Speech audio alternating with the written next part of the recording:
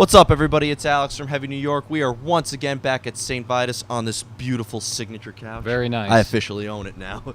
But we have a great classic rock act. We are here with Jag Panzer. Thank you so much for your time, man. Thank you. Thanks for having me on. Yeah, it's so great to have you here. So the Deviant Chord has now been out for a year, your latest record? Yeah, about 8 months. I think 8 months. Yeah, not quite a year. Yeah. Year in September. Okay, September. I saw 2017. But Okay. How was the recording for this one been, and the reception and everything been with it so far? Recording was rough. It's it's always rough. Everybody lives in different states. We really want perfection on the record. So it was a lot of hard work for everybody, but everybody stepped up to the plate. The reception was pretty good. Did a lot of press around the world. This is our first live shows to support it, and so far this has been going good. Excellent. Now, being that this was the first record since about like 2011, Yeah. I believe, right? Yeah. Was it more or less kind of a fresh start for the band, or was it more or less just kind of picking up where you left off after the last record? Yeah, we try to make every record a fresh start. After we do a record, I quit writing. I usually take a year to quit writing to kind of recharge, and then because I really want each record to have its own personality and own unique sound, so I consider all the records a fresh start. I never like to do a continuation of one record to the next. I'm a huge Rush fan, and so I'm kind of ripping that from them. That's what they do. Every Rush album sounds different. Absolutely. And you kind of just answered my next question. So it's not like, because, from listening to your music, it seems like you do have kind of a sound that Jag Panzer fans will always appreciate, but in the end, every record you kind of took a new approach to it. Yeah, I would agree. We want to show a different side of ourselves with every record. I think we're multifaceted. We do a lot of types of instrumentation, from some real thrashy stuff to acoustic guitars and violins. So we really like to cover the gamut. So it's very important for each album to have its own sound. Absolutely. So, being that each album does have its own sound, you guys clearly have no fear of just trying new things in music, right? No, not at all. I mean, I grew up on so many different styles of music. My dad was a singer, and he's a big band guy, Sinatra type. Grew up with a couple of band members. We've known each other since we were 6 years old, and that was growing up on Black Sabbath and UFO and Rainbow. My early guitar lessons were all jazz, so there was that music. So there's always been a lot of wide variety of influences in my life, so I like to bring that to Jag Panzer. Excellent.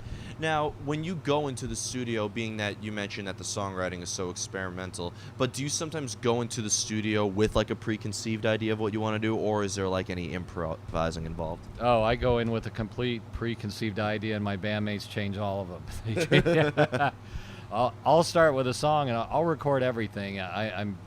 I can write for drums, but they're not that great. But I'll still do a demo with everything on it, and I'll present it to Harry, our singer, and he'll change about a fourth of it usually. He'll come over, let's change this, let's change that, and then we'll sort of retool the song around his vocals, and then we'll present it to drums and bass and lead guitar, and those guys will often change quite a bit of it as well. And sometimes there's drastic changes. We had a song on Deviant Chord that was completely ready to go, and there was only 4 more days left of recording, and Harry came by, and Harry said, let's just change this, and this.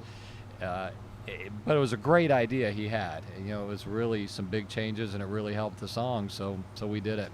Yeah, we don't consider anything done until the album's released. Yeah, that's actually an interesting way. I've heard a quote saying an album is complete when there's nothing left to take out, but it seems like for you guys it's complete till there's nothing left to add in. Yeah, that's true. Yeah. So being that you always take a new approach to every record, because I feel like, in the end, songwriting, whether it's heavy metal or jazz music, it is still like there is still kind of like a blanket skill to it, I've always said. So being that, Jag Panzer's been around for so long and you have albums out, there's definitely part where like, does it feel like that there's any part that's kind of like going through the motions a bit? No, I would say no. We work really hard to avoid that. I mean, there's certain riffs. If I pick up the guitar, I can just knock out certain riffs just naturally. So those are ones I absolutely would avoid in songwriting. I don't want anything that, if it's derivative to me, I think the listener would pick up pick up on it. You know, it may take a few more listens, but I really avoid anything that's derivative to me. If I write something and it sounds familiar to one of my bandmates, which does happen sometimes, they'll tell me and we'll scrap it. For some reason, I write AC/DC's Highway to Hell like every record, because for some reason that riff is just in my head, and I'm like, this is great. And my bandmates will be, dude, you ripped off AC/DC again. So, well, unpopular opinion, but that is my favorite AC/DC great record. song. So, yeah. But so, being that your music also is so experimental, I'd imagine that allows like flexibility to play with different bands as well, right? Like, yeah. Yeah, we play. We'll run the gamut with. We've played with real heavier, like a death metal type, but we played with traditional metal and power metal. They usually group us in, with metal bands, but really I'd be comfortable on any kind of bill with anybody that is open-minded enough to enjoy any kind of music. Yeah. There's obviously a certain audience that would just hear the word heavy metal and just shut their minds down, and I don't think that would help us or them, but if somebody's open-minded enough, I'll play for any kind of audience. Well, metal is so diverse now. I feel like metal is the only genre of music which made a whole thing of its own genres, which made their own genres after that. Yeah, it is really diverse. Look at all the different metal bands now. You have female singers with opera singer type voices, everything from a growly low male voice to an operatic female singer. You have violins, flutes, pianos in metal. I mean, really, it is very, very diverse, which really helps a songwriter like myself. Gives us a big canvas to work with. Yeah, it's cool because I've heard some bands like say that they took inspiration from you, coming from the early days of thrash. It's cool how like newer bands have also kind of inspired you, whether on a sound or anything like that. Now, being that like metal has gone so far, but you guys started a long time ago, would you say that because metal has evolved so much, would you say that metal was a little more limited maybe when Jag Panzer first started? That's a tough question.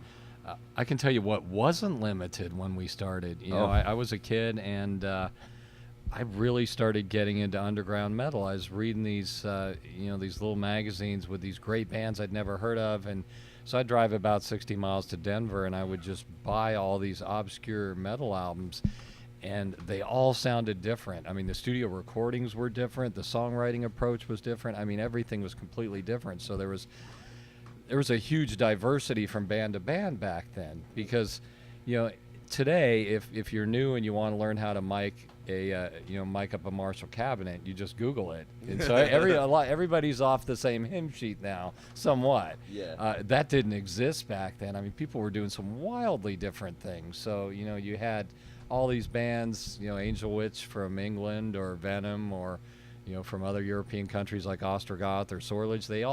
They sounded completely different. They mic'd the drums differently. They recorded vocals differently. They recorded guitars differently. They arranged songs differently. So I drew a lot from that, the completely different, diverse sounds of the early 80s.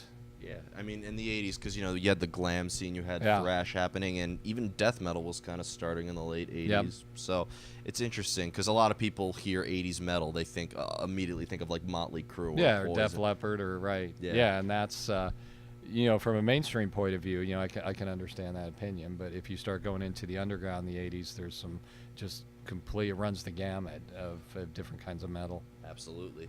And you, one final question I want to ask is, because I know that Jag Panzer originally started from Denver, Colorado. Colorado Springs, a little bit south. Okay. So I was curious, because a lot of like the thrash bands that were kind of like starting during your time, they were all kind of like relocating to San Francisco and stuff. I was curious to how much of a scene there was in your home area. Did you kind of have to like move outwards and kind of explore down there, or was there like a scene in Colorado? There originally wasn't any kind of scene.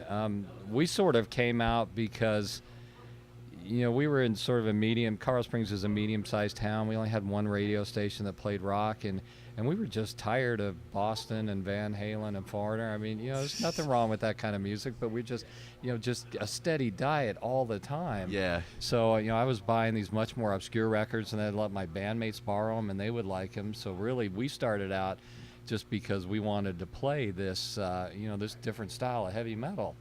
And our first gig, we didn't know if anybody was going to show up. We really didn't know if anybody else listened to that kind of music. And it turned out there was quite a few people. So it just sort of snowballed from there. And, there eventually did develop a scene in Colorado for metal. And now there's actually a pretty good one. We have Cephalic Carnage in Denver and Havoc. And so we've got some good bands Chemist, from Colorado. who we just interviewed. So we've got some good bands from Colorado nowadays. Absolutely. I know that Five Finger Death Punch was launched out of there, and so many great bands. So before we go, I want to thank you so much for your time. Oh, thank you. Yeah, but just anything else going on with Jag Panzer through the course of 2018? One more gig after tonight on the East Coast, and then Europe next week. And then I think we're going to game plan for another leg of shows. We're probably going to try to get to the West Coast. Excellent. Like to try to get to South America as soon as possible. Awesome. So that's the plan. Awesome. Well, thank you so much, Mark, for your thank time. you. Everybody, we are here with Jag Panzer. Pick up their latest record, The Deviant Chord. It is out now. This is Alex from Heavy New York, and we will see you next time. And it'll probably be at St. Vitus again. Thank you. Take care.